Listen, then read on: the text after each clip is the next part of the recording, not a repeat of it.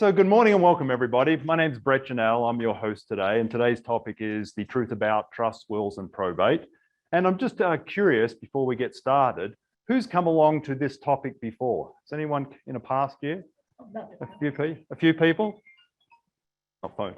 So I promise you today is going to be different. So what we've done in the past on this topic is we've gone into deep. Excuse me. Please turn off your phone if you wouldn't mind. Could you just silence your phone? So we've done this topic in the past, and what we've done is gone into detail about what a trust is, what a will is, how probate works. But today we're going to change it up a little bit, and we're going to look at some of the challenges that we have by not having proper legal planning and legal instruments in place.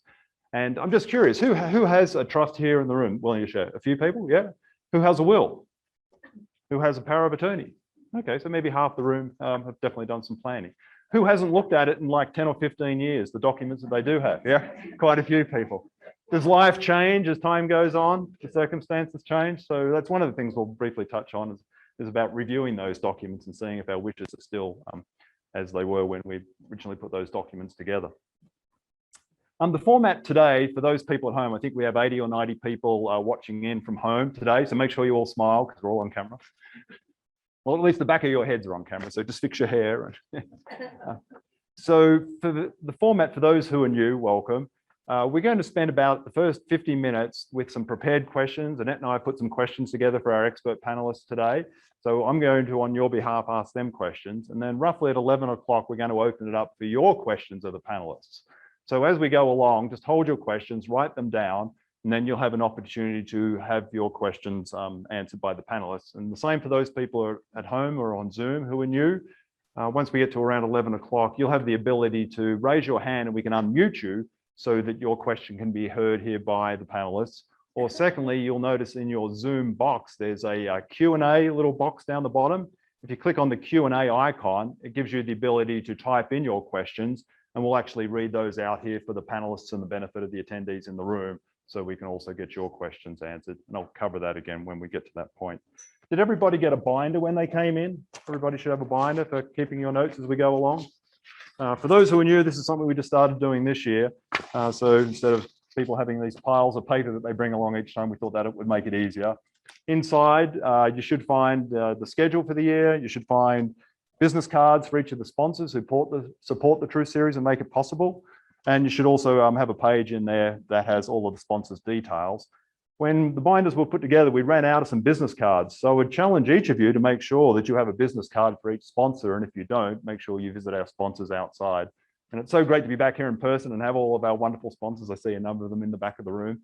So take the time to meet with them if you haven't before, because they're a great wealth of information on so many different topics. Then everyone should have got a pre-punched handout that you can put in your binder for today's topic. So there's a place on there for taking notes, who our panelists are. And on the reverse, we have some questions as we go along that I would encourage each of you to answer. Maybe you already know the answers, and if you don't, I'll listen to what the speakers have to say today, and then hopefully we can answer each of the items or the blanks that are on that page. Just checking to make sure I haven't missed anything. Oh, for those people who are at home. So in terms of the handout, you should have all received a reminder email this morning, about an hour ago. And in that email, somewhere down in there is a link for today's handout. So if you want to follow along and have the handout for those who are at home, just go back to that email and the link will be there to the handout. So what I'd like to do now is just actually jump in and introduce our panelists. So if I could have our panelists come up and join me, Lisa and Janine. And a lot of the questions that I'm going to ask come about because for those who don't know, my wife, Annette, who's one of the organizers of the Truth series, and myself, we've both been real estate agents for the last 20 years. And during that time, we've helped lots of families where someone has passed away. And over that time and helping people, we've come across a lot of challenges that have resulted from either improper planning, no planning, or perhaps not revising documents. A family will come to us and they've got documents from 30 years ago, and it's either poorly written, maybe someone did it themselves, or it's not current. So there's questions from title, as we'll hear about, and from our attorney that we just can't act on those, or it needs to go to court. So part of us wanting to do this today is to try to avoid that, because it can be very challenging and frustrating for family members who are dealing with it after a loved one has passed away. So let's jump right in. If I could start with you, Janine. Are you on too, Lisa? Yes. think I'm on. Am I on? Okay, Perfect. Good. So I'm going to have our panelists introduce themselves. These guys have been doing in this area for a long, long time, have a wealth of knowledge. And I know because I've spoken with them numerous times. And let's start with you, Janine. Can you introduce yourself, why you're here today, and just a little bit about your experience and background? Yes, hi, my name's Janine Norvik. I work at Tyco Title Company. I'm the escrow administrator there. And I'm really basically here because Brett invited me. I've been in the escrow business since 1989.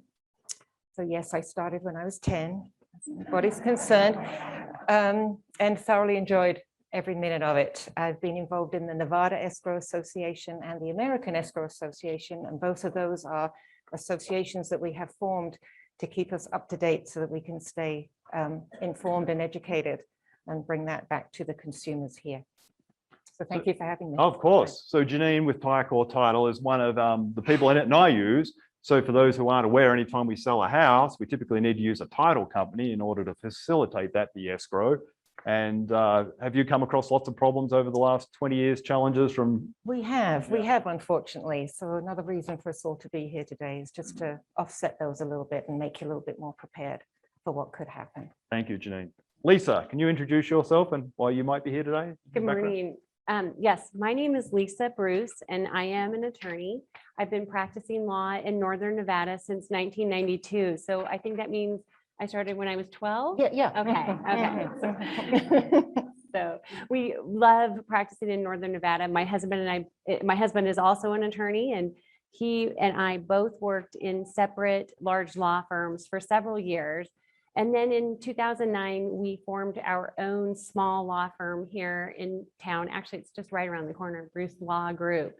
So starting back, I think maybe 1992, 1993, the law firm where I was working at the time was the third largest law firm in the state of Nevada. And we had attorneys from all over going everywhere. One of the attorneys fell ill and threw a trust matter into my lap as a baby lawyer.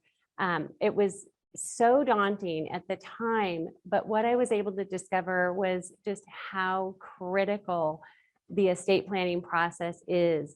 So since that time, I've just really focused on making sure that anybody I can tell knows how important estate planning is. Great, thank you, Janine. I like that. Oh, Lisa, sorry.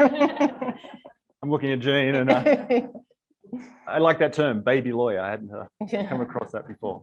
So I'm sure you've encountered, well, I know you've encountered your fair share of challenges as well. Indeed. Over the time. Yes. So maybe I could start with you, Lisa. Could you just tell us just briefly, for those who haven't attended our seminars in the past, what probate is, what its purpose is, just what kind of the process looks like briefly, the time frame, and perhaps touch on cost of going through probate? Yeah, that's a great place to start. I think that we've all heard, and I think that everybody has been conditioned to be very fearful of the word probate. You don't hear it in a positive light. You only hear, let's avoid probate. Certainly, there are really good reasons to do that.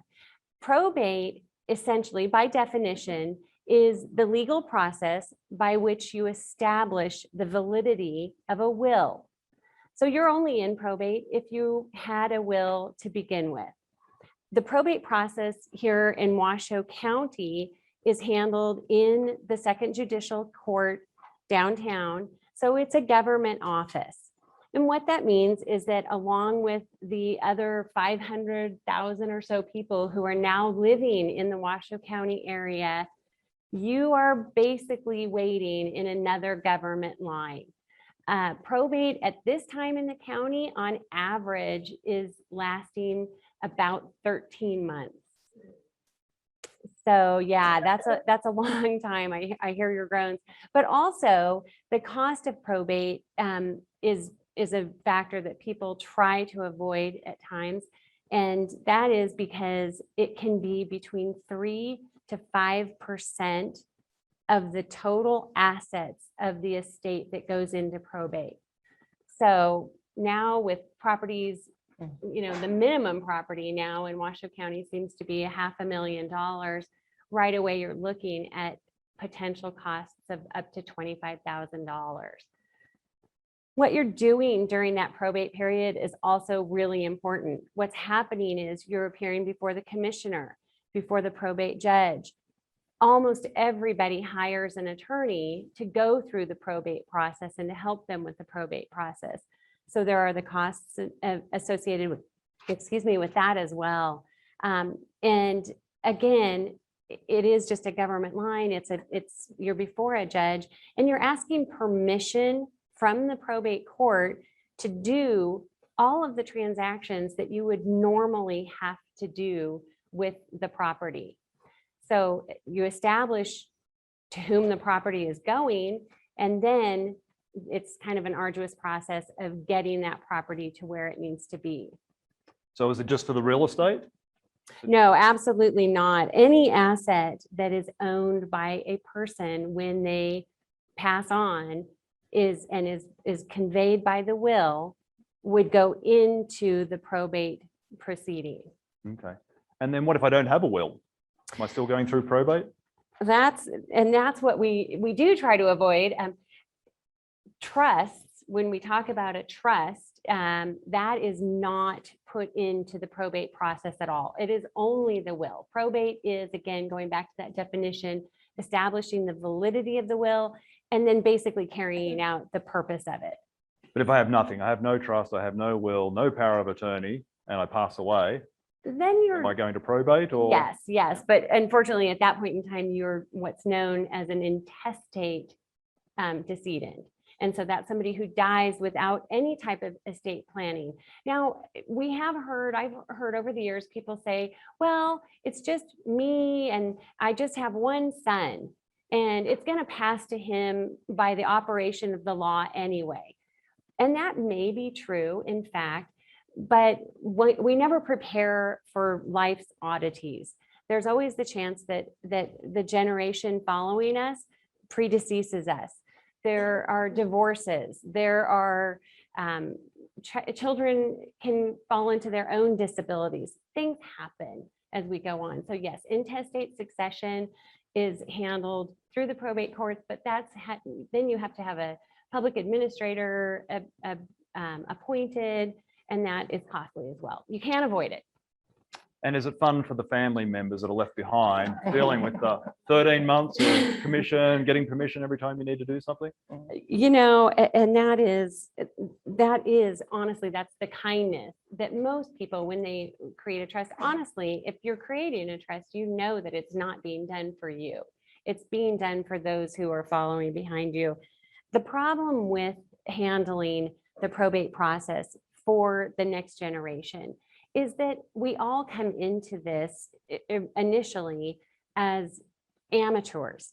And so the person who you are most likely to name as the executor of your estate in a will is probably a child of yours, a family member. You're going to think first of appointing that person. You want someone who's going to protect your interests, right? But then they're coming in and learning all of the procedures and the administration of the probate system, working with an attorney and trying to handle all of these issues that can come forward. And it's all done at a time of great sadness and family transition. You'd be amazed at the way that the family dynamics change immediately upon the passing of the creator of a will. Thank you, Lisa. So if everyone could just go to their handout, the first question we had on there that hopefully we can answer if we didn't already know the answer. The probate process is expensive, time consuming, and should be generally avoided if possible. True or false? You sure? Hear a lot of truths. Sure? Okay, we think that one's true. I'll ask the attorney. Is that true? We wish to avoid it if possible? That's true. True. That's Okay. true. And then Lisa, you talked about the cost. I think we have a slide. Yeah, so here's just an example we came up with, the financial cost of probate. So maybe it hits home if we see some numbers. So Lisa had mentioned the average cost or the median price of a home for Reno Sparks at the moment. It's now what, Annette, 550? 530,000 is now the median price here. Yeah, so you might be sitting on more wealth in your home if you're a homeowner than you might have thought. So we've put down $400,000. But as Lisa kind of touched upon, there are other things in addition to our real estate. So most of us have a bank account of some form that has money in it. So am I correct, Lisa, that it's the total amount of all of our assets that probate fee is going to be based on? So bank, who has a car? Anyone else have a car? Yeah, most of us have a car, so we need to add that in, or multiple cars or a boat or whatever we might have. Anyone have a retirement account, money in a retirement account somewhere? A lot of us. Anyone have an insurance policy, maybe a term life policy, some form of insurance? We need to add that in. And there can be many other things, correct, Lisa? Yes. But these are just some of the basic ones. Always exciting, actually, to see the list of assets. We kind of skipped ahead a little bit. So in this example, that's $600,000. So if we went through probate, somewhere between 3 to 5%, we're looking at somewhere between $80,000 to $30,000, $18,000 to $30,000. It's going to come out of our estate to pay for, the probate attorney and so forth. So who would like to avoid that money going to someone other than your family members? I know I would. So if I was to, we're going to talk about, trusts, but just to put it in perspective, if I went and had a trust and a will and everything, or a trust, we need to avoid probate. If we put a trust in, is the cost going to come in anywhere near close to those numbers? I should have mentioned, actually, I'm glad that you mentioned that, because there are different types, there are different levels of probate cases. Each case is, you're basically filing a lawsuit, you're filing papers to get into court, and they have different levels. So starting with a general estate, that's for an estate that is $300,000 or more. So you come right in, if you have a home in Reno Sparks anymore, you're almost automatically in that top level, the most expensive level of probate. And then it goes down into 3 more levels, all the way down to a set aside process and a small estate. And we get down to small estate, you're looking at something that's less than $100,000 in total assets, and there are no real property pieces. There's no deeds or anything to be handled in probate. Okay, thank you for adding that. So on the second line in the handout, you can put in the cost 3 to 5% in the blanks. And then on the next line, it's got real property. We could add bank, car, retirement, insurance. There's other things that we need to add in. And then if you so choose, there's another line there, my estate value, whatever you estimate your estate to be, times, say, maybe 4%, if we took an average, equals what the cost of probate would be for each of us. Just a useful little exercise. So let's jump on to, did we cover the negative impacts of going through probate in terms of family? I think we did. Anything else we wanted to add? I think so. I mean, I think, basically just the fact that you're having to ask for permission to make any expenditures, to make any changes in title. Janine can definitely touch on that. You can't convey any property.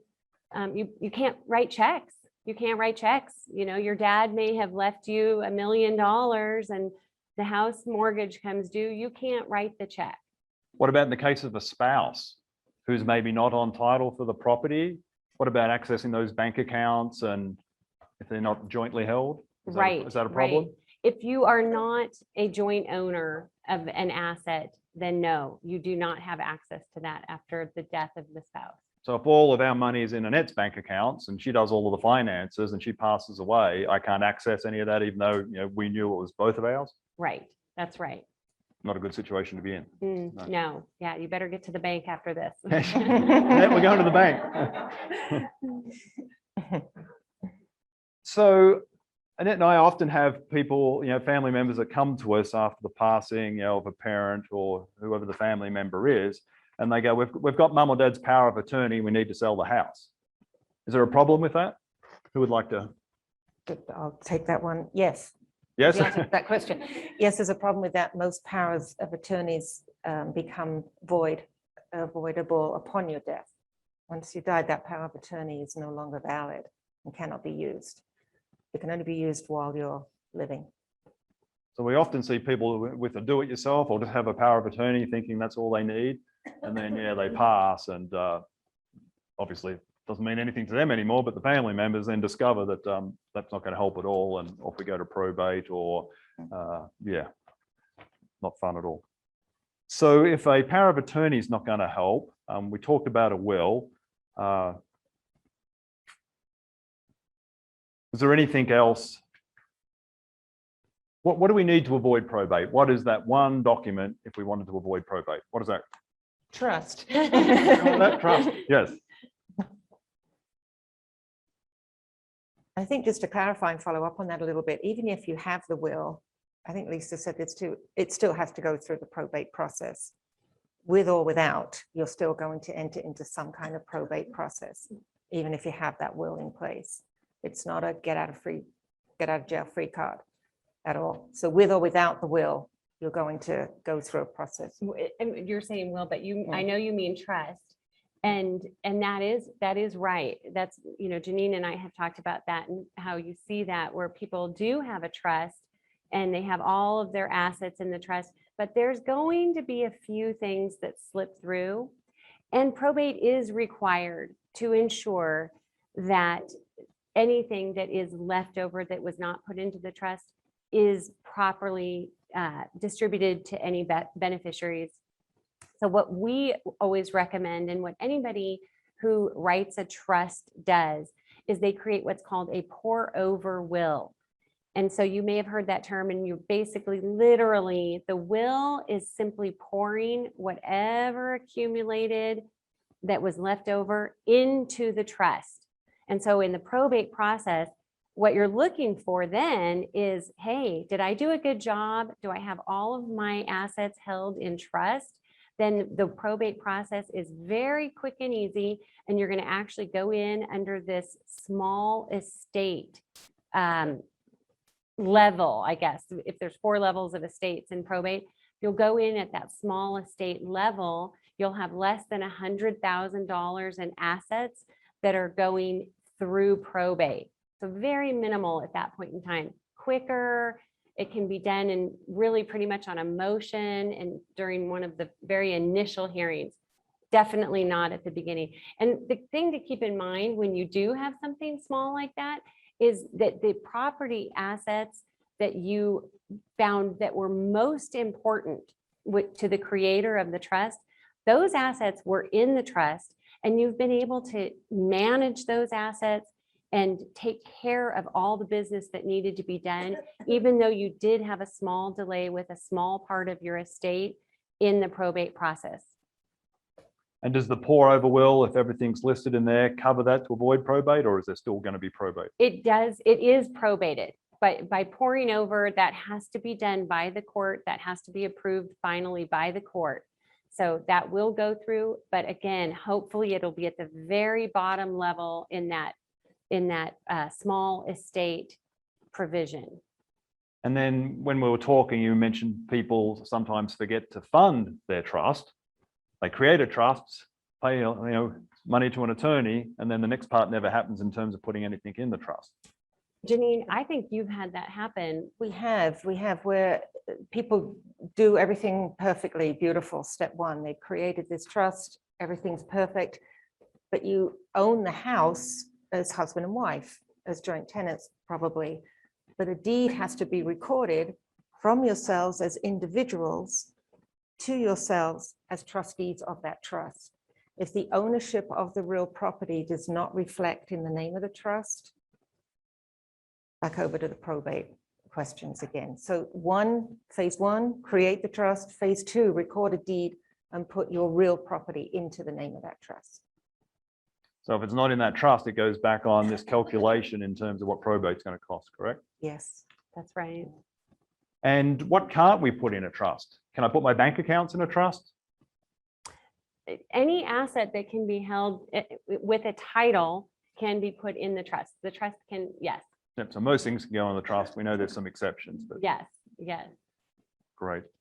So a trust is the way to go in terms of avoiding all of the issues we've talked about so far, correct? Yes. Yes. Is it important how title is being held in terms of any real estate that we have? I know we have a lot of clients that we've worked with and probably people in the audience, on a second marriage, there was a divorce. It's now in, one of the spouse's names, my name. I marry Annette. It's always left in my name. Is that important in terms of how title is held, assuming, I was to pass away? Is that going to impact my spouse in some way?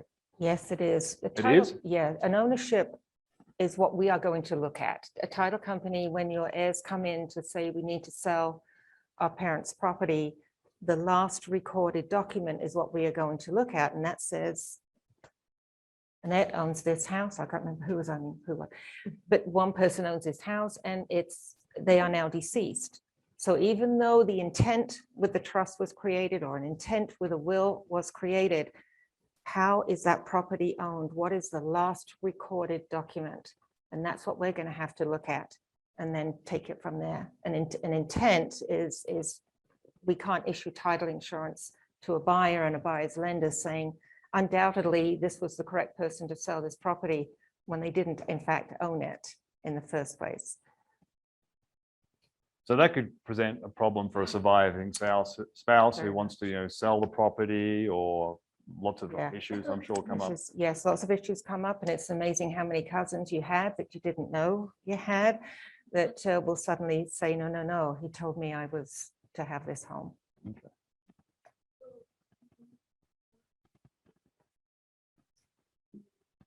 The trust. Yes, so assumably at this point you own it husband and wife or a single person, and you record a deed that takes it from you as an individual to you as trustee of that trust. And it's very important that you name yourself as a trustee.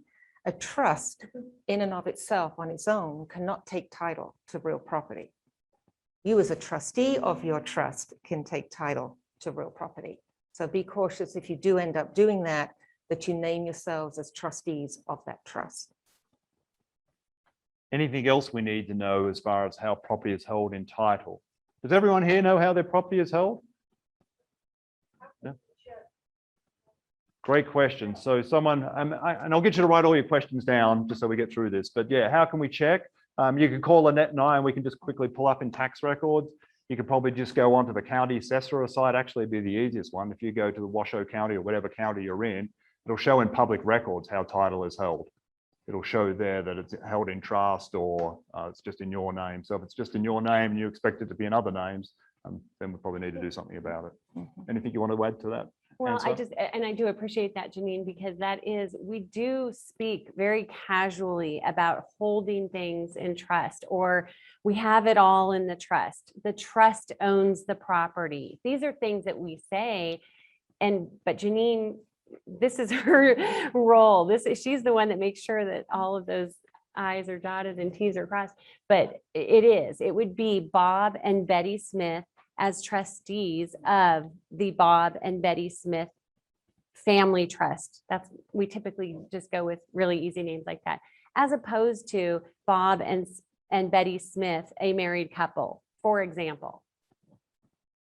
And so if there is a dispute and things aren't the way you needed them to be, what is the process then? If we haven't done our part in terms of having the trust formed correctly, because I did it myself off the internet, what happens when it comes to you at time of sale of the house and it's ambiguous?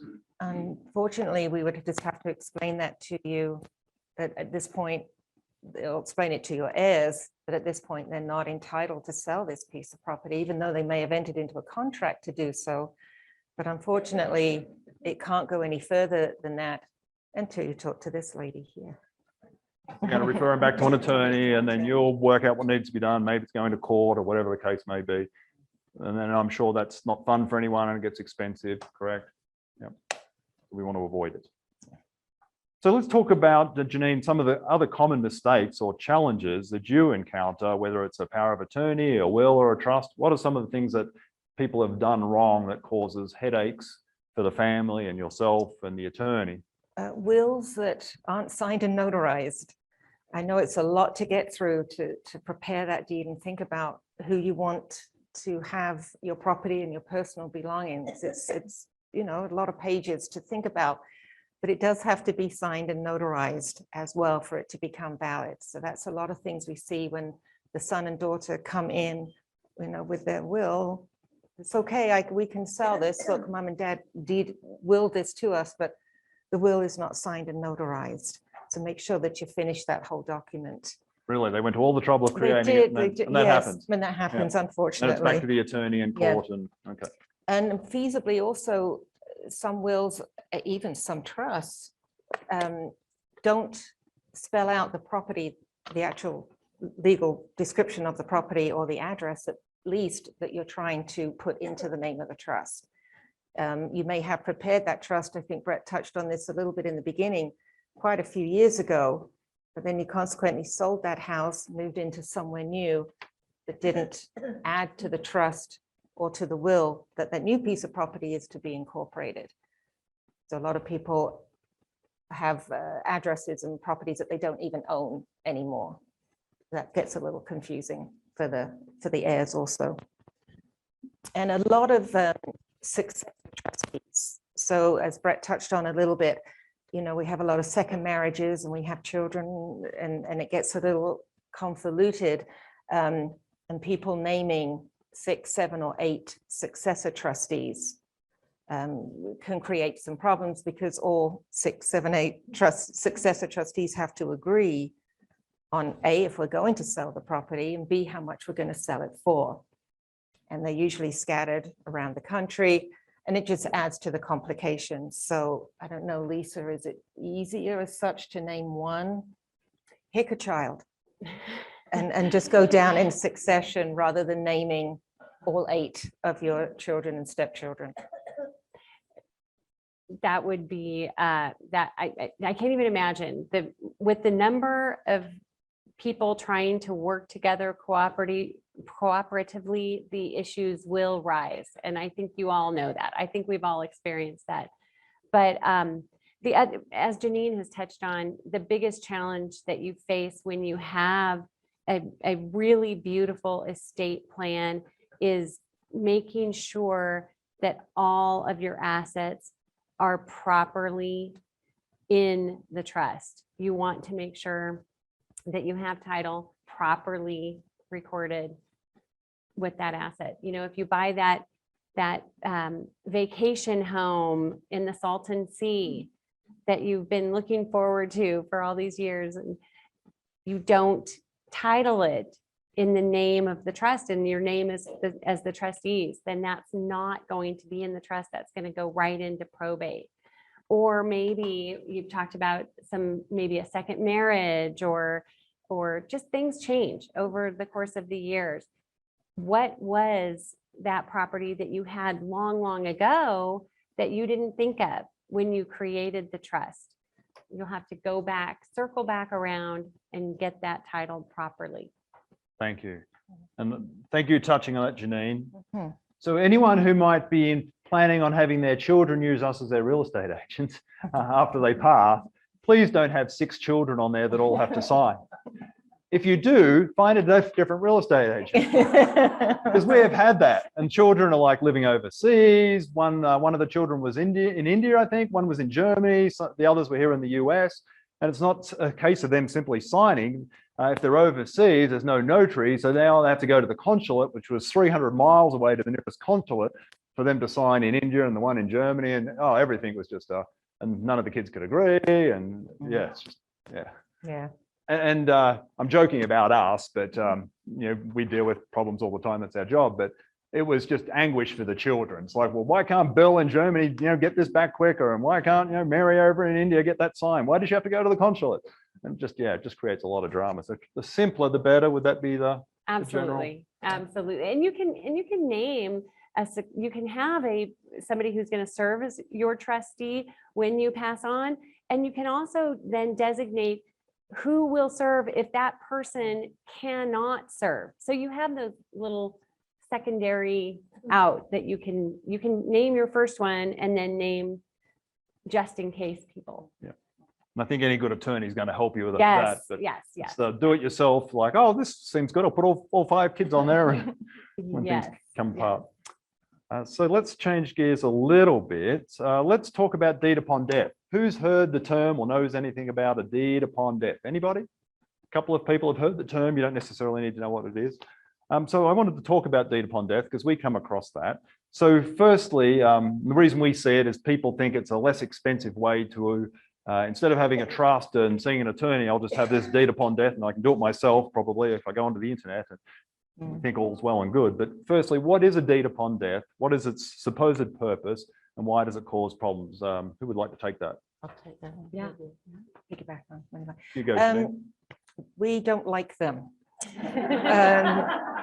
The statutes have been written that in the event you record this deed, called the deed upon death, and you give it to your son, and then you pass, we cannot, and your son cannot sell this property for 36 months. Yeah, so unless you're going to leave a lot of money for him to make the mortgage payment, the sewer payment, keep the water and the power on, so on and so forth, it's a long 3 years for your heirs to have to go through that. And reason being is, again, really because the statute was written this way, Medicare and Medicaid have up to 36 months to say that person owes us money.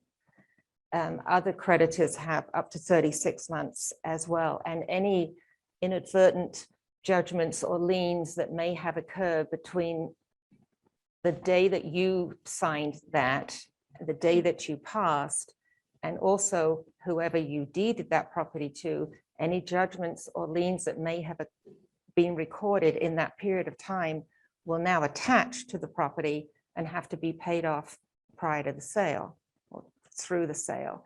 So an inadvertent possession of a car, and Toyota, we'll pick on Toyota, put a judgment on to your son who had his car possessed, or a child support judgment, inadvertent clerical error with the IRS. Anything of that nature will instantly attach. So that's why we have to sit and wait for 36 months to make sure that nobody's going to make a claim before your heir can actually sell that house if you deed it to them with a deed upon death. Excellent. Did you have anything you wanted to add to that, Lisa? Deed upon death? She is the expert on where it is actually, when it comes down to the nitty gritty, it's the title officer that you have to please. But I would just say, if you're trying to do a deed upon death, it's just as simple for an attorney to do the deed from the person individually to the person's trust. So if you have your proper estate plan, you're not going to ever want to use this anyway. So lack of education knowledge why someone would typically come up with a deed upon death. There is a laser focused need. There are the very, very rare needs for a deed upon death, but it's very unusual. But for most of us looking on the internet and seeing deed upon death, it's probably not for us. We should No. You shouldn't be. Yes. Printing out that form and filling it in. Yeah. So just back to our handout, a deed upon death is a good estate planning tool. True or false? False, yes. And why? 36 months, that's one good, perfect reason. Yep, 30, love it. Just to touch on it, it could be 18 months based on numerous things, but let's just stick with 36 months. It's 18 months is still a long time for your heirs to sit with that home. So who's heard of the term a quitclaim deed? Does that ring any bells? Oh, more hands this time, quitclaim deed. Okay, great. So same question again. Some people will think that a quitclaim deed is a good way to avoid proper estate planning. So which of you would like to explain what a quitclaim deed is, its purpose, and when it shouldn't be used? And is it a good estate planning tool? I'll just start with, it is not a good estate planning tool. Again, it's not an effective way to transfer, but I really think it's important that Janine talk about what they consider a quitclaim deed to be and the red flags it raises there. It does. Firstly, can you explain what it does? What if we had one, what would it do? Just so we all understand.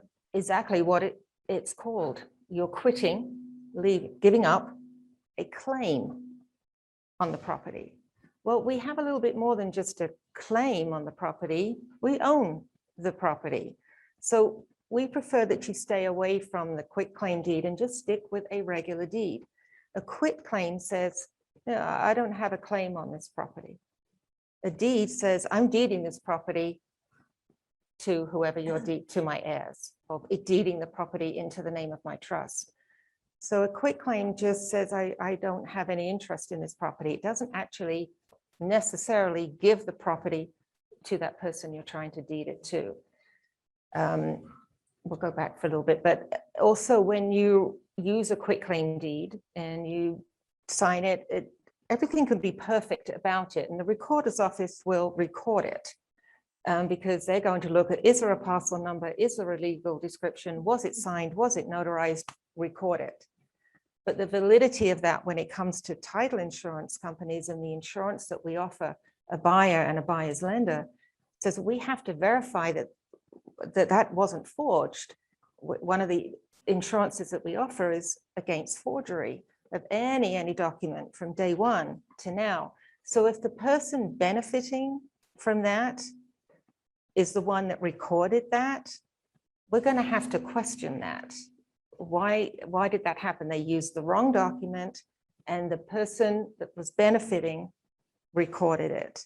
And it's a red flag for us, which we'll go to in a minute, but of course it goes back to elder abuse and, family members taking advantage or healthcare workers taking advantage and not necessarily using the right document. So it's a huge red flag for us. And can that be more easily disputed by maybe another sibling or family member or a cousin or someone thinking Yes. they have? Currently, the statute reads that it can be retracted at a later date. Does it avoid probate? No. Doesn't avoid probate. Well, it avoids probate if we're comfortable with everything. We've spoken to the person who signed it, and we're comfortable with the way it was done, and they deeded it to perhaps yourself and you added your son on, but you were in as joint tenants, then that would avoid probate, depending on how you deeded it, who the nature or the name of the person actually ending up with the property. Thank you, Janine. Did you have anything you wanted to add to that, Lisa? It's just a very unfortunate way to handle it. We heard a lot about this come up with the recent passing of the Prop 13 laws in California. I don't know if any of you had that rumbling. You may have had friends who had a property in Lake Almanor or in Gray Eagle, and everybody brushed in at the beginning of the year to quit claim their properties to their children or to properly deed them to their children. But the most important thing to listen to, if you ever have that suggested to you, is if it is effective, if it does get past Janine's approval, you've just given your property away. So if that's your home that you're living in, you don't own it anymore. It is now passed on to your kids. That's how you avoid probate, by not owning it. So not a lot of people are willing to give up during their own lifetime ownership to their property. So if I did quit claim it to my child or something and something went wrong, they were sued, something financially happens, what happens to my house that I'm living in that I thought I would always have? Is that under question now, potentially? Yes. Mhm. Yeah, so not a good situation to be in. Yes. And it can have a negative effect on the kids too. If you're just talking, if you're not focusing just on, oh, is it a quit claim, but you're passing the wealth before you die to your kids, you have to consider whether they will have amassed too much wealth on their own and the tax consequences that can have on them. Something that came up just recently for us is that the grandkids were going to college and they were no longer eligible for the merit aid and the financial aid and loan packages that they would have been if the grandparents had not deeded their house to the parents. So you've got these, you've got this intergenerational thing where it's all working together. And to piggyback on that a little bit more, the person that you deeded it to, are they married? That spouse has to say, yeah, I'm out. I'm not, I have no interest in this property whatsoever, or they have to join in. So if you deed it to your son and we don't deal with the community property interests that his wife may have, and then it comes to selling it, but they're in the middle of a divorce. There we go. exactly, yeah. So there It's- can it's be a not lot of, pretty. might have Mhm. seen innocently enough a good idea, but we don't Yeah. really understand the ramifications until we end up meeting with you guys and realizing, oh boy, that was bad. Yeah. Okay, thank you. So back on our handout, see if we can, how we do with this one. A quitclaim deed is a good estate planning tool. True or false? False.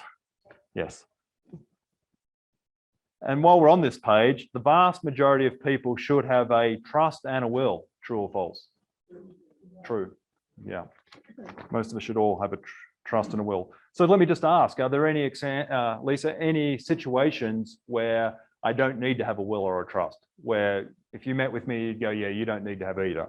How often does that happen? The basic answer is, Brett, if you're asking whether you need to have a trust, you almost certainly need to have a trust. If it's occurred to you, it's because you do own assets. So go back to that, what we talked about at the beginning, and who has to go into court and what are those levels. You want what happens in the probate court down there in Washoe County, you want that to be a tiny, tiny part of your estate that's going through probate. So your aim is to get down 100,000 or less, no real property. So we've answered that. Yep. Majority of people need a will or trust, so that's definitely true. So let's jump to our next question, Janine, that I have. What are some of the common situations that you see in title, dealing with escrows, where seniors have been taking advantage of as it relates to their real estate? I think. And we only have about 10 minutes. Oh, So okay. I know you've got like an hour of mistakes. I think the biggest one that we're seeing is what we call the romance scam, where if you've lost your spouse, you're alone, looking for companionship, and somehow somebody comes in either on an email, Instagram, Facebook, you bump into them in a casino and you become friends. And the supposed romance begins. And then oddly enough, they have to leave the country. But if you could just, let's start our new life together in Libya. And you're comfortable with this, but of course you'll have to sell your home because you'll need the funds when you get there. But go ahead and wire them. Have the title company wire the proceeds directly to me in Libya. It'll be easier and it'll be less expensive. And of course, the heartbreak is hard to deal with. We did have one where this lady, bless her, it was that scenario. She bumped into this guy in a casino, fell in love, and he left the country and got as far as Turkey, where they stopped him and he needed $50,000 to get out of jail. But then, of course, they would start their new life together. The family couldn't talk her out of it. Her friends couldn't talk her out of it. And she just wasn't listening. It was true love. End of story. We actually turned the transaction down. We had no desire to be on the front page of Time magazine when that whole story fell. And we just walked away and said, we can't in good faith close this because we know what this lady was going to do with her money. And maybe overstepping a little bit, but ethically, we felt that that was the right thing to do. And with the time frame that it took, there was some underlying loan problems anyway, so the transaction was taking some time.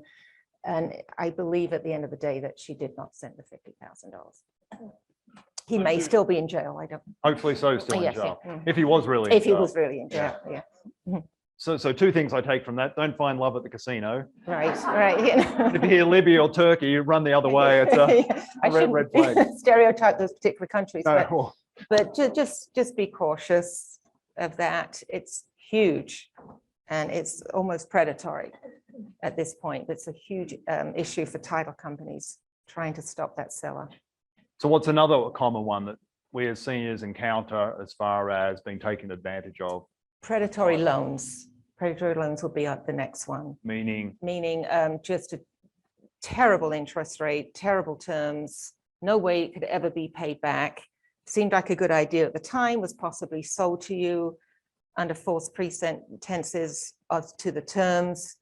And then, of course, when we go to pay it off, you don't have the equity there to do so. Okay, it's a good one to watch out for. What's a third one? I'm thinking children. Oh, Title. yes. So yes, what am I thinking? Unfortunately, yeah, in-home care people are making, they're in your home every day, they're making friends with you, you see them all the time, they're wonderful, they're helping you out. Then they start to tell you about their unfortunate circumstance that they have in their personal life, and they just need to borrow. Oh, somebody would just lend them $10,000, they could get out of this situation. Well, of course, being the kind person that you are, you lend them that 10,000, and then they stay being your caretaker. They don't disappear, they stay with you, keep coming to the home, keep building that relationship. And, the next thing you know, the house is being deeded to them. Or somebody bought their caregiver a rental home to move into. And we can imagine how quickly the rent payments came in on that one. So yeah, the caregiver, unfortunately, I hate to give wonderful people like caregivers a bad name, but just be cautious. That's all they are there to do. They're not there to borrow money from you or for you to buy a house for them. Can we hold it to Q&A just so we get through this, because I'm watching the clock. If you don't mind, that'd be great. Yeah. And then what about children on title forgeries? I know you. Forgeries, we did have one situation, yes, where, very common. So granddad, dad, and son all had the same name. You know how we do that, and sometimes the first, second, and third kind of gets missed off. So grandpa actually passed, grandson sells the house, he has identification, he's that person, he has the same name. And it wasn't until it actually closed, and then a surveyor or somebody was out at the property and was speaking with the neighbors, and the neighbors said, we're so surprised that granddad here sold the house, because he said he was never going to sell it and he was going to give it to his son. And that alerted, of course, everything, and they actually had to unravel the entire situation and have the poor buyer deed the property back and, just reverse everything and completely untangle it. But be cautious of naming your children the exact same name as you have. That was a terrible one to try and unravel.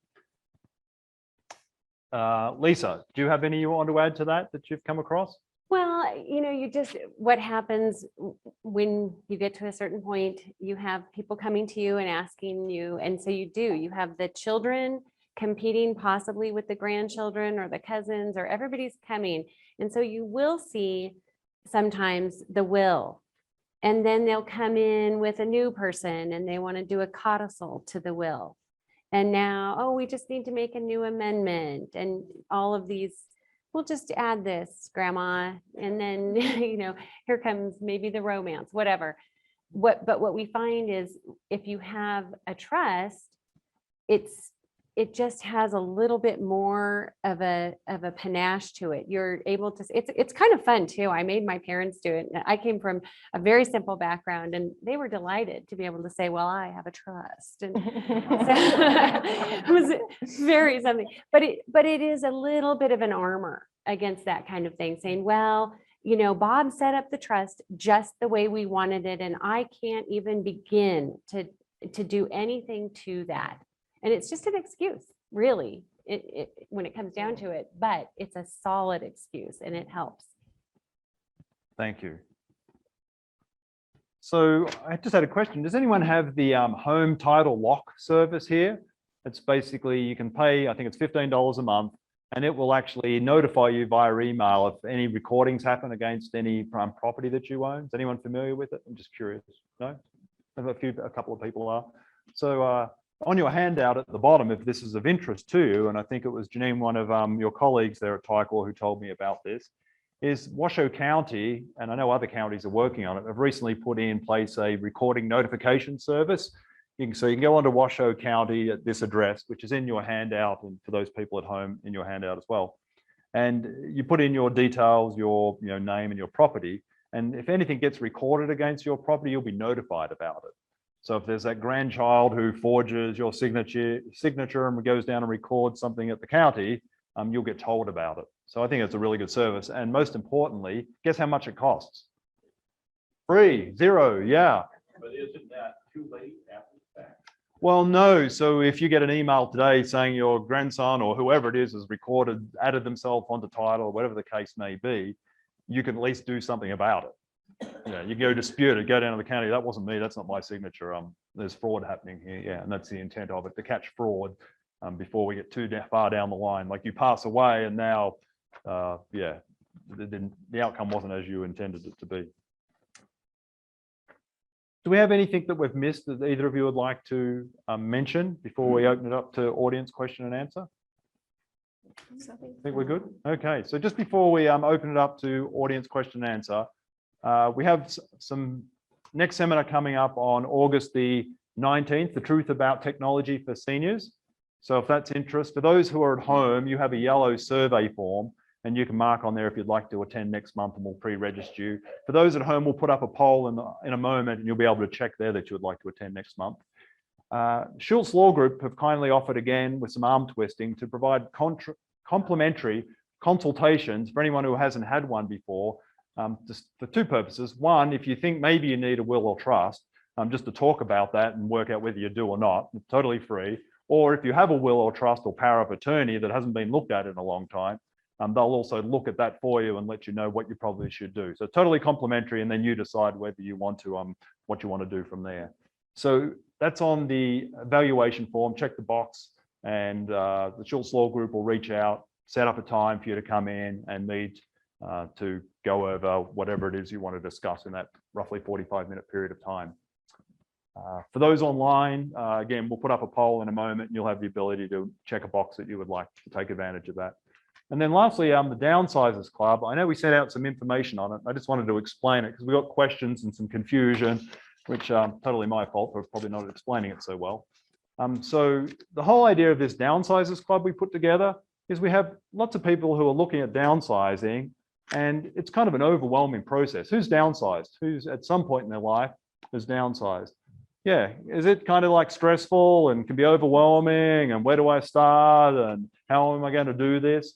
So we put this club together for anyone who's thinking of maybe downsizing in the next, say, 1 to 5 years, just basically as a support group. So basically working with other people who are going through that process, some education each month about the process, bringing in different people who can help, like an estate liquidator, working out values of items you're trying to decide whether to keep or not, consultations with various different partners that we have on the process.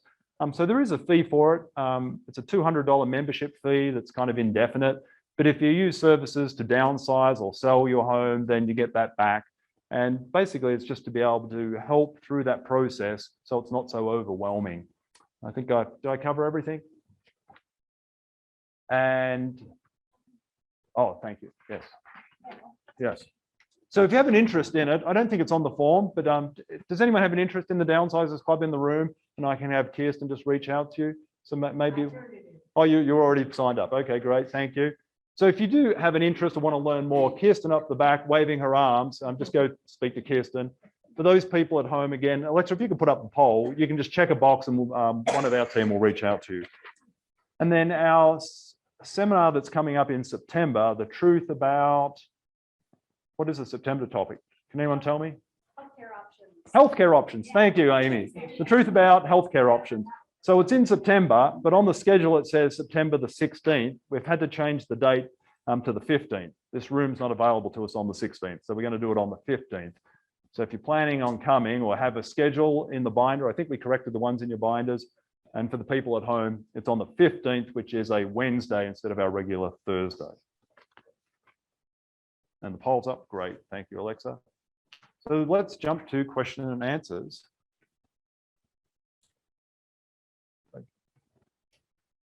I see some, and I'm going to let our moderator go, but I see some over Awesome here hands, yeah. right away. So let me. So I have a mic runner. Kirsten, you're going to run mic today. So Kirsten's our move manager on our team. So today I'm one of our sponsors. So she's going to run the mic. For the people at home, if you have a question, you can either click on the raise hand button on your screen, and that will notify Alexa that you have a question you would like to ask, and we'll unmute you. and then I'll direct you to ask your question. Or if you want to type in that Q&A box your questions, we'll read out those questions for those people who are at home. But in the room, we have two mic runners. We also have Melissa from the Schultz Law Group. Thank you, Melissa. Excellent. So I saw lots of hands go up. I don't know who was first. Let's take one from this side, Melissa, and then this person next, and then we'll just go backwards and forwards. So, sir, ask your question. You mentioned like retirement accounts, insurance policies, possibly being involved with probate, but you can't title those in a trust or anything. Don't you just specify beneficiaries and they have nothing to do with probate? It's a great question, and I appreciate you looking at me, but I'm going to pass it over to the expert. Yes, yes. If it has a designated beneficiary and it passes automatically, then that's correct. That's correct. There are those products though that are out there that don't have a specific automatic beneficiary designation. So those would go through probate. Thank you. Hi, my name is Joanne. My question is, we went through what probate would cost, 3 to 5% of the estate value. I was wondering if there is some kind of formula like that that works for the cost of putting together a trust. Great question. So what's the range for a trust? And I know they can be easy or complicated, so it varies, but just a ballpark, we know it's not $25,000. Right. Yeah, it's really, honestly, it's more like a tenth of that. Attorneys are always, it's kind of like when you go to your car mechanic and you ask how much it's going to cost, and then you turn out you have to replace your carburetor. So we're always really wary of putting an exact dollar number on any type of an attorney fee, because everybody in this room will say, I think that they have a fairly simple estate, and probably none of you do. There's always something that comes in, but it is usually in the range. It will start from about $5,000. That would be a reasonable fee. Most attorneys will charge a flat rate for a trust. And they differentiate that from a fixed rate. So a fixed rate would be that everybody in this room who went to an attorney and had a trust drawn up would pay the same price. And obviously that's not fair. So a flat rate would be an agreed upon rate going in after you were able to examine some of the issues that the attorney would be dealing with.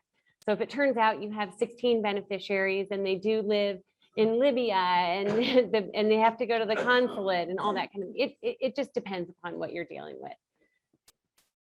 Did that give you enough? No, not really. I mean, that was pretty wide open. It's still very gray. Yeah. Like the probate is at least more black. I mean, it's not totally black. Right. Well, it is definitely, starting in that range of about, are you comfortable with that number, Melissa? Yeah, It's sometimes a little less. yeah, sometimes possibly even less. But again, it's commonly not the simple estate plan. So Melissa, can I just ask, what would be the lowest trust that you guys have done for clients? And just like you were saying, Lisa, Mr. Schultz of Rich tries to be very fair about how he charges. So he has an hour consultation with them, first of all, just to see, what the lay of the land is, see what people have, don't have, and what might be required. So I would say probably, in my experience, I've seen anything from sometimes as low as 3,200. Okay, so 3,200 is probably the low. So Up to crazy amount if you got something really Yeah. complicated. exactly. But what Melissa said is a really important point.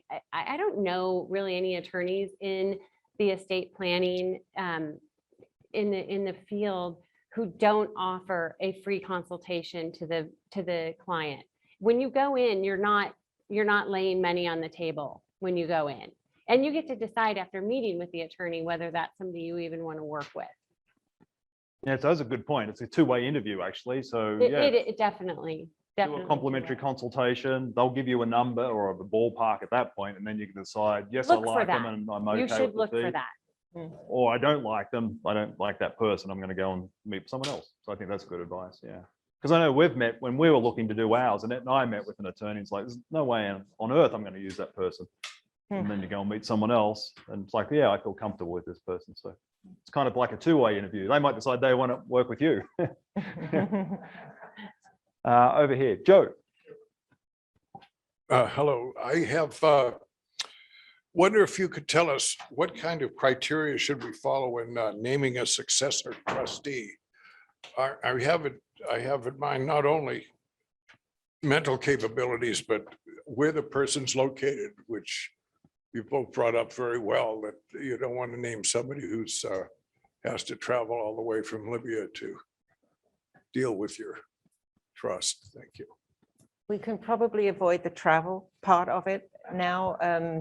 Due to COVID-19, the remote online notarization naturally became very popular and got approved by a lot of states that they would take the deed signed by that. So we could actually do that. They wouldn't have to take a 3-week vacation and come to the United States. So that, if that answers part of that question anyway, I suppose just the oldest.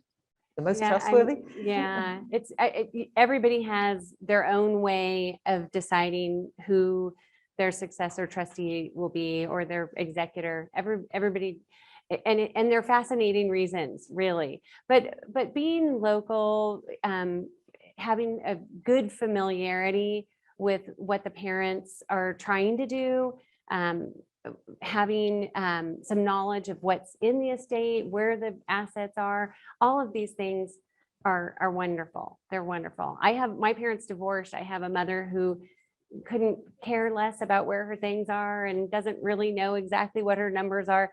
And then I have a father, and he and his wife have written little stories about everything they own. And even, it's on the back of a piece of watercolor that they bought at a fair. I mean, it's amazing. So you can do any level of preparation. Wonderful. It sounds like legacy. You're leaving meaning behind the items. Yeah, wonderful. And I know I've said this before, Joe, you were talking about a successor trustee, but if anyone's struggling for a beneficiary, and again, I've mentioned this before, I am available. So let me just spell out my name so we get the spelling correct. Yeah. Sir. The first gentleman had a good question, but the answer was kind of fuzzy, at least for me. But, sometimes you slow down at our age. But, in a perfect world, what I'm hearing is you want to avoid probate. So you want to make sure your assets are handled properly, and you have you have a trust, you have a will, you have a spillover provision, but there's a lot of assets that really have no titling, such as artwork, gold coins, and I can go on and on. And how do you title those assets to make sure they flow into the trust so you don't have to horse around paying fees and probate? I mean, is there a way? We all have different buckets of assets. Is there a way to make sure everything flows into the trust? Great question. Lisa. And then it's just a matter of identifying the items and just spelling it out. And that is, you are able to do that. You are able to spell out how personal items will be disposed of. And unfortunately, it's possible, I guess, that the silver coins in the toe of your sock will be considered a personal item, but that could go into the trust. A lot of people may do it as the contents of their home safe. That would be one way that the contents of the home safe are to be divided equally. Can I add just something there that, Please, Melissa. that Rich mentioned just recently is in that instance, if you have an appraisal or anything like that on the asset, make that part of your trust, and also take pictures. So it's very clear and concise. If you want this piece of jewelry to go to this person, make sure you identify visually, rather than saying, oh, this ring that looks like this, it's left open to a bit of ambiguity if there's a lot. So that's just something to think about. Maybe take pictures of everything as well. So I don't know if you have an answer, but I have a follow-on question. The $1 million Van Gogh painting that's hanging in our entryway, don't I wish, can that be in the trust, or is that going to go through probate? That can be in the trust, even though it doesn't have a title as Well, such. and then you get into how things are properly titled. I think you can even possibly, if you have the proper papers on a dog, maybe. But yeah, it just comes down to whether or not you can title it or identify it with specificity. Being able to identify it, probably an important part. Yeah, great question. Thank you. Hopefully that answered. Where's our mic run? Oh, someone at home? Yeah, please. Nona at home asked in relation to the deed upon death, also the payable on death, when it is in regards to bank accounts, that time frame 18 to 36 months, does that also affect bank accounts as it does real property? To the best of my knowledge, it does not affect personal property, just real. property. Just real property, not the banks. Thank you. This gentleman here in the front. So my house is just in my name. If I want to put it into a trust, about what is the cost to file that deed? $43 if the property is in Washoe County. Okay, and then you said contents of a safe, could it be contents of a house in the trust? That really gets into kind of more, yeah, I mean, people will leave you can have, and we will, we often have a piece of paper that lists personal items and where those are to go. But again, it has to be with enough specificity that there's no confusion. It just comes down to whether or not there would be a dispute. Back. I have a similar question following up. I don't want to beat a dead horse, but I also have a comment for the woman here. Having to go through the joy of becoming my mother's guardian and then having to take care of the estate, I would gladly have paid $25,000 to not have to live through that dream, because it's awful. So the trust is huge. Yeah, that $3,000 or $4,000 for a lawyer is nothing compared to what it's going to save you down the road.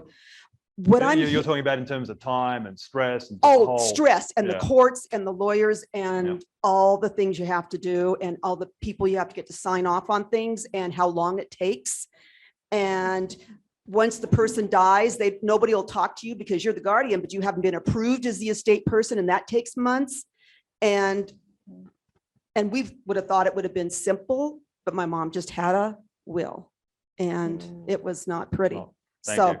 But this gentleman was asking, and the people have been asking, I wanted to know if that all belongs to the pour over will, because I got a trust, and so far I'm excited. I'm sounding like I did the right thing on everything, but I'm not sure if there's anything I missed.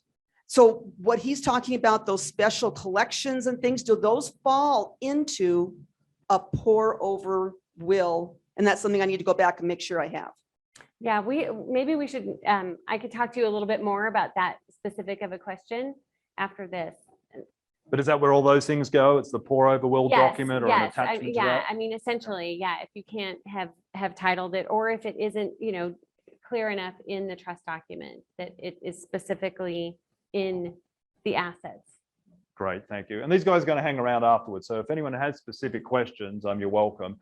I'm just trying to work out where the mic runners are. Where are the mics? I'm over on this side, Melissa. Yes, Jen. And after Joe, gentleman at the back. I just was wondering if you would comment on people who move to Nevada and have a trust from California. I mean, are they sort of hurting themselves if they don't have it reviewed, or do you don't pay any attention, or what? Trust is a trust, right? No. No, you should have, it's always good. It's always a good idea to have all of your legal documents reviewed for the jurisdiction in which you're living. And that is going to be not just by an attorney, but you are also obviously going to have tax differences. There are going to be different tax consequences. So if you go to an estate planning attorney who also has a tax expertise, then you can get a little bit of help with that. But yeah, certainly anytime you change states, and then that's for example, if you owned the property in California and then you moved to Nevada, but you never did title it in the name of the trust or yourself as the trustee, then you're going to be opening a probate over there, wherever that is. If it is going to have to probate, if the property is not in the trust and it has to go through probate. So it is a good idea. When you make a big life change of any kind, marriage, obviously death of a spouse, a move across state lines, all of these things would trigger a review with your attorney. Great answer. Thank you. On this side, and then we'll come back over to Howard. Howard, okay. I'd like to get answered since we. Okay, we're going to Howard first, and then we're going to online. Yeah, Thank you, Alexa. I'm not sure who to address this question to, but could you talk a little bit more about the pros and cons of community property titling, not just for real property, but other financial assets as well? I couldn't only speak on real property. It's, the key words are with the right of survivorship. So joint tenants is naturally with the right of survivorship. The words don't have to be on there. Joint tenants means if one person passes, the other one gets the property, no questions asked, no probate required. You can do community property, period. You can certainly do it, but upon the death of one of you, it's going to get complicated. If you commingled your funds, or if what's hers was hers, what's yours was yours, and you didn't commingle anything, it might be a little easier, but most people have a joint accounts. They own the house together, they got the mortgage together. If you're going to do community property, and it may be you're doing it that way because the money that you used to purchase the house was an inheritance from one side, and you've got some other side agreement, but what would happen upon death or sale of the property. But community property with the right of survivorship puts you in that same category as joint tenants with the right of survivorship, no probate required if you pass, but there is a tax inheritance benefit, but your estate has to be worth more than, they change it all the time, I think it's 3.2 million for that to take effect for you. Does that help? And then personal property, I'll hand back over. Well, community property is an idea. It's a legal concept, and it means who's entitled to something, who has an ownership interest, but it doesn't actually title anything that way. It would be the law that would be applied, for instance, in probate court. So if you had a will and you owned a piece of property or something that was community property, a bank account, say, it would go into the probate itself, it would go into the proceeding, and then the judge would say, well, this is community property, so it should pass to the wife. Does that make sense? It's not simple, so that's why I would recommend for anyone to sit down and have a consultation with an attorney if you haven't already, just to understand all of the nuances and parties involved. Alexa, you had some We have a questions? few questions at home we'd like to home? get answered. Please. One, is a life insurance policy and or an individual retirement account with an individual named as beneficiary exempt from probate? That should pass through the laws of, through it, that should pass automatically. Good, thank you. Yes. Another, if updating a will, does it have to be rewritten or can it just have an addendum that's notarized? That's called the codicil, and yeah, the amendment would be that. Very, very, very tricky to do. And so again, that's always, it's not something that should be done at home. Attorneys will definitely advise you to not use any kind of forms. If you can buy a form at a stationery store or buy it on some kind of a website, this is something that should be reviewed by an attorney. Okay. And I guess depending on the complexity of the changes, maybe rewriting the will if it's going to be ambiguous and can't easily be. Certainly, yes. Yeah, it's often seen that the amendment to the will effectively revokes some other section of it. And so, yes, it can't just, it's not really just a piggyback. It's not just adding another little caboose train onto your estate planning train. It can actually have an effect on the cars ahead and sever the whole train. So. And then to follow up on the accounts that wouldn't pass through probate, would that go through vehicle titles? Would they pass through as well without having to go through probate? Vehicle titles, I mean, unless they're actually held, and not very many people do that, but maybe you guys have been doing that. But unless you have your name on the title as well, then that does go through probate. The beneficiaries, unless they are actually on the title. Got it. What about Bitcoin and other cryptocurrency? Oh, I've had to consult somebody else about that. We're out, yeah. Got Too that hard one done. basket. Go to Sunnyvale. And then this one from Donnell. If I have a power of attorney for financial matters in the event of my incapacitation, what must my agent do to prove that I am incapacitated? We would ask for 2 physicians. It can be 1 letter that's signed by 2 physicians to confirm the incapacitation. Great question. Got it. Melissa, can you come to the? Well, no, the people at home won't be able to hear you, so the challenge, but thank you. If you have a trust, do you also need to have a will? Good question. And they all work together. It's part of an estate planning package. You'll have powers of attorney, you'll have your healthcare directives. And if you already have them, you'll have them reviewed. You'll have a trust created. And I think a few of you have been familiar with that, and a pour over, there will be a will that is just pouring over whatever was left out into the trust. Great question. Let's take Robert's question down here, and then we'll pop over to the 2 in the back. Yeah, I was under the impression a car didn't go to probate. Is that changed, or was I wrong all Am along? I missing something Sorry, with on that? The cars going to probate? Do you Vehicle. think- the A vehicle. vehicle?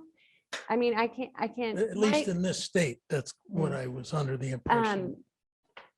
My experience is that sometimes if an individual has a car and they haven't put it into their trust for any reason, and that is the only asset, and that asset doesn't exceed 25,000, the DMV themselves have a form that you can complete that allows title to pass. It's kind of like a small set aside, and it's a DMV form that you can use. Does that answer the question? Okay, but it has to meet some value criteria. Yes.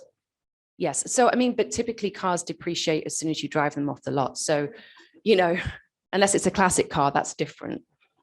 But from my understanding, they typically still go through probate Well, or not. no. No, they don't. Sorry. No, Okay, unless there's other assets that also need to be probated, then Okay. it would just be lumped in. got it. We had a question down here. Yes, and then we'll go to AJ.